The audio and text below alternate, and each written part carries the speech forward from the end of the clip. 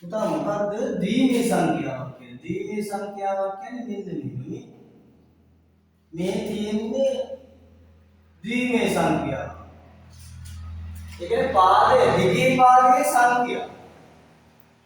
දෙකේ පාදයේ සංඛ්‍යාව කියන්නේ දෙකේ පාදයේ සංඛ්‍යාව කියන්නේ ඔයා මේ ඉලක්කම් ලියන්න පාවිච්චි කරන්න ඕන දෙකට වඩා අඩු ඉලක්කම්.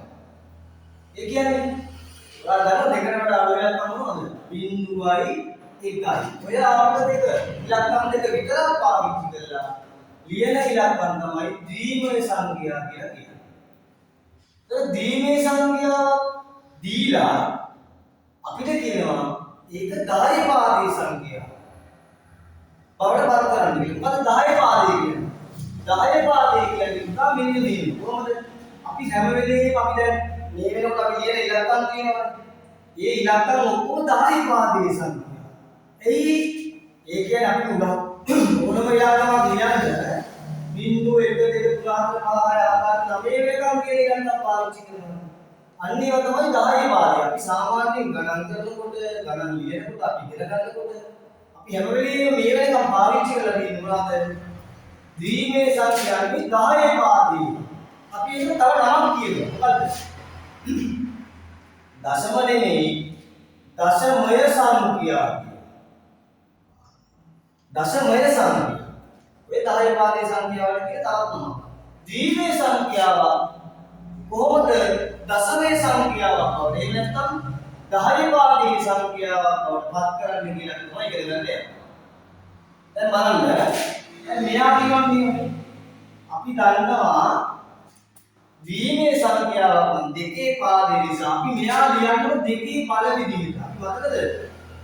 එක ස්ථානයේ 10 ස්ථානයේ 100 ස්ථානයේ ඔහොම ලියනවා අපි 10 පාදයේ සංඛ්‍යාව. ඒ කියන්නේ අපි ඉගෙන ගන්න සංඛ්‍යාව.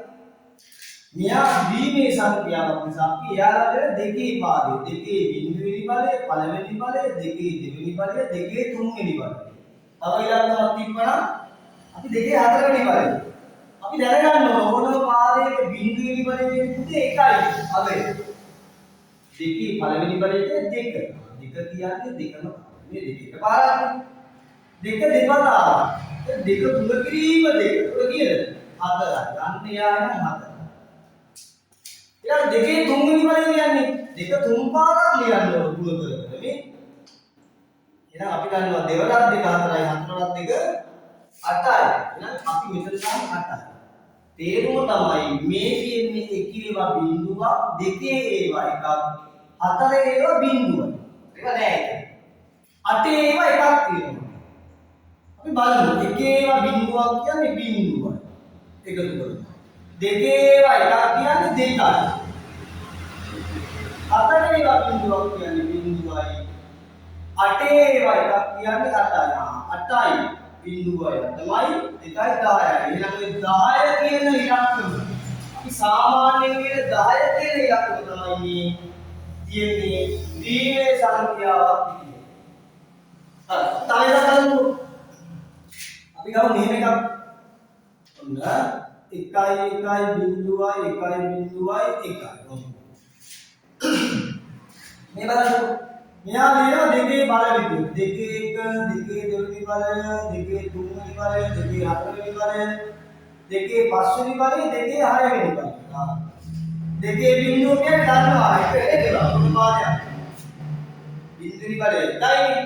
දෙකේ 1 කියන්නේ 2, 4, 8, 16 න්යා 32 64. ඊයයි ඒක කරන්නේ නැහැ. එකේවා එකක් කියන්නේ එකයි. දෙකේවා එකක් කියන්නේ දෙකයි. හතරේවා බිඳුවක් කියන්නේ බිඳුවයි. අටේවා එකක් කියන්නේ 8යි. 16ඒවා බිඳුවක් බිඳුවයි. 32ඒවා එකක් 32යි. 64ඒවා එකක් උදේ 64යි. දැන් බලන්න 64යි 32යි බිඳු කරනවා. 96යි 104යි 106යි 106යි 106යි. දැන් මේක අපි 10 පාදේ කියලා ඔබ ලියන්නේ. අපි දැන් මේ සාමාන්‍ය ලියන 107 තමයි දෙකේ පාදේ සංඛ්‍යාව. ඊට මෙහිම ලියුවොත් එන්නේ මේ 1.0 1.1 1.1. සංඛ්‍යාවක් 10 පාදයේ සංඛ්‍යාවක්. ඒ නැත්තම් දශමයේ සංඛ්‍යාවක් විදිහට හරවලා ලියනකොට අපි කරන්න ඕනේ. right?